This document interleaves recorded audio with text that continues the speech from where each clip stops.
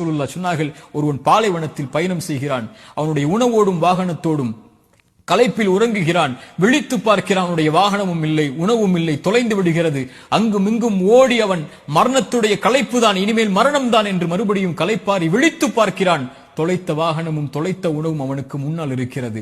உயிர் போய் கிடைத்த மகிழ்ச்சியில் அவன் அல்லாஹ்வை பார்த்து ஆனந்தத்தில் மகிழ்ச்சியில் தவறழைத்து சொல்லிவிடுகிறான். அல்லாஹ்வுடைய ரசூல் சொன்னார்கள், அல்லாஹும்ம அன்த அப்தி வ அன ரப்புக், அல்லாஹ் நீ என் அடிமை, நான் உன் எஜமானன் என்று மாற்றி மகிழ்ச்சியில் சொல்லிவிடுகிறான்.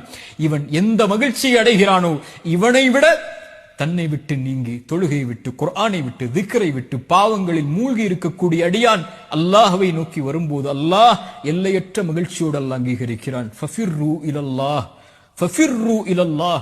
எல்லா வாழ்வுடைய பிரச்சனைகளுடைய தீர்வும் அதுதான். என்ன ஆனாலும், என்ன பாவம் செய்தாலும் விரைந்து செல்லுங்கள் அவனை நோக்கி. நீங்கள் அவனை நோக்கி செல்ல ஆரம்பித்தால் உங்களை நோக்கி அவன் விரைந்து வந்து விடுவான்.